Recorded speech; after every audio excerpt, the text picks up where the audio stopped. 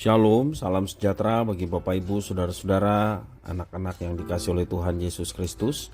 Jumpa kembali bersama saya Pendeta Eka di dalam renungan firman Tuhan pada hari ini, hari Kamis 6 Oktober 2022. Sukacita dan damai sejahtera dari Tuhan Yesus kiranya menyertai hidup kita sekalian, puji nama Tuhan. Sampai pada pembacaan firman Tuhan hari ini, yakni kitab Yesaya pasal yang ke-35. Kiranya firman Tuhan memberkati kita sekalian. Baik, sebelum kita akan merenungkan bagian firman Tuhan hari ini, kita akan berdoa. Tuhan Allah Bapa di surga, di dalam nama Tuhan Yesus, kami sungguh bersyukur dan berterima kasih atas kasih setia Tuhan yang kami alami setiap hari. Biarlah semuanya itu menjadikan kami semakin mengenal Tuhan, semakin mengasihi-Mu, yang diwujud nyatakan dengan menerapkan apa yang telah Tuhan firmankan. Karena itu berfirman atas kami ya Tuhan, kami sedia untuk pasang telinga hati kami kebenaran firman Tuhan. Terima kasih ya Tuhan, demi nama Tuhan Yesus kami berdoa. Amin. Ya, saya akan membacakan di dalam Yesaya pasal 35 ayat 1 sampai yang 10. Demikian firman Tuhan. Padang gurun dan padang kering akan bergirang. Padang belantara akan bersorak-sorak dan berbunga. Seperti bunga mawar ia akan berbunga lebat. Akan bersorak-sorak, ya bersorak-sorak dan bersorak-sorai. Kemuliaan Libanon akan diberikan kepadanya. Semarak Karmel dan Saron. Mereka itu akan melihat kemuliaan Tuhan, semarak Allah kita. Kuatkanlah tangan yang lemah lesu dan teguhkanlah lutut yang goyah. Katakanlah kepada orang-orang yang tawar hati, kuatkanlah hati, janganlah takut. Lihatlah, Allahmu akan datang dengan pembalasan dan dengan ganjaran Allah. Ia sendiri datang menyelamatkan kamu. Pada waktu itu mata orang-orang buta akan dicelikan dan telinga orang-orang tuli akan dibuka. Pada waktu itu orang lumpuh akan melompat seperti rusa dan mulut orang bisu akan bersorak-sorai. Sebab mata air memancar di padang gurun dan sungai di padang belantara. Tanah pasir yang hangat akan menjadi kolam dan tanah kersang menjadi sumber-sumber air. Di tempat serigala berbaring akan tumbuh tebu dan pandan. Di situ akan ada jalan raya yang akan disebutkan jalan kudus. Orang yang tidak tahir tidak akan melintasinya. Dan orang-orang pandir tidak akan mengembara di atasnya. Di situ tidak akan ada singa, binatang buas tidak akan menjalaninya, dan tidak akan terdapat di sana orang-orang yang diselamatkan akan berjalan di situ. Dan orang-orang yang dibebaskan Tuhan akan pulang dan masuk ke Sion dengan bersorak-sorai. Sedang sukacita abadi meliputi mereka. Kegirangan dan sukacita akan memenuhi mereka. Kedukaan dan keluh kesah akan menjauh. Satu berita sukacita yang boleh disampaikan Tuhan melalui Nabi Yesaya. Bapak Ibu, saudara-saudara yang dikasihi oleh Tuhan Yesus Kristus.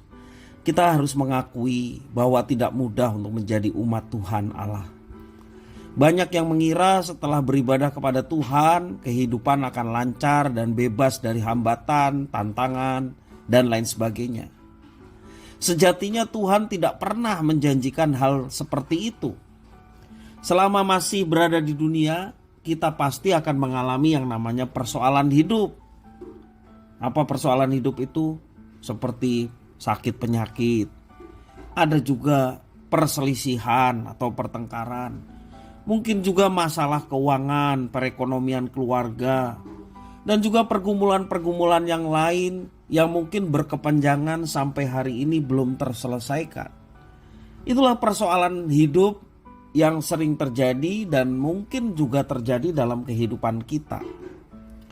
Semua itu bisa menenggelamkan kita dan membuat kita terpuruk tidak berdaya ketika kita hanya bersandar kepada diri kita sendiri dan tidak melibatkan Allah dalam setiap pergumulan yang sedang kita hadapi. Bapak Ibu Saudara-saudara, Yesaya menggambarkan pertolongan dari Tuhan dengan sangat luar biasa. Ketika pertolongan dan keselamatan yang dari Tuhan tiba, maka kegirangan, sukacita akan memenuhi sekalian tempat. Semuanya akan bersorak menyambut datangnya Tuhan Allah Sang Penyelamat dan Penebus umatnya. Bahkan padang gurun dan padang kering tidak dapat menahan sukacita. Padang belantara akan bersorak dan berbunga.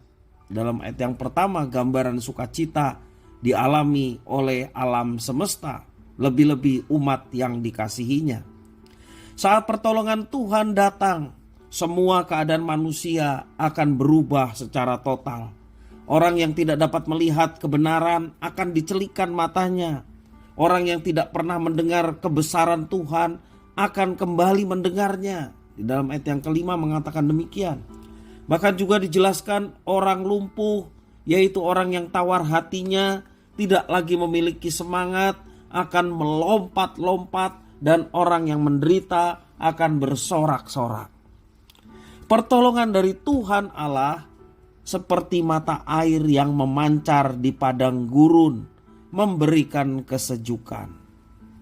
Kalau orang di padang gurun pasti membutuhkan air. Nah, pertolongan dari Allah itu seperti mata air di tengah kekeringan yang ada di padang gurun, yang memberi kesejukan luar biasa. Juga ada yang menuliskan seperti jalan raya yang tidak ada hambatan, memberikan kepastian dan kedamaian, seperti sebuah kehidupan yang tidak ada bahayanya. Pertolongan dari Tuhan begitu sempurna. Itulah gambaran di dalam Yesaya pasal 35. Ia membawa kesegaran, mengajarkan tentang makna kehidupan agar kita mengenal keterbatasan diri kita yang tidak ada apa-apanya di hadapan Tuhan. Dia adalah Allah yang berkuasa, seringkali tak terjangkau segala pikirannya, tak terselami segala apa yang direncanakannya, dan seringkali membuat kejutan bagi setiap umat yang setia berbakti kepadanya. Oleh karena itu, mari sebagai umat Allah kagumi Dia, hormati Dia, sembah Dia, taatilah segala perintahnya. Berhentilah dari segala keluh kesah walaupun sulit keadaan kita. Terima segala sesuatunya dengan rasa syukur, maka hidup kita penuh dengan kelegaan. Hidup kita penuh dengan semangat, karena sumber semangat sejati bukan diri kita sendiri, tetapi Tuhan yang memampukan kita untuk menjalani kehidupan bahkan di dalam situasi yang sulit, sehingga kita tetap kuat dan tetap mengalami sukacita. Mari juga kita memberikan waktu kepada Tuhan untuk berdiam dalam keheningan dan mencoba merasakan kehadiran Tuhan dalam kehidupan kita. Dan juga kita diberikan keberanian untuk memohon kepada Tuhan. Apapun yang menjadi permohonan kita, kita sampaikan kepada Tuhan.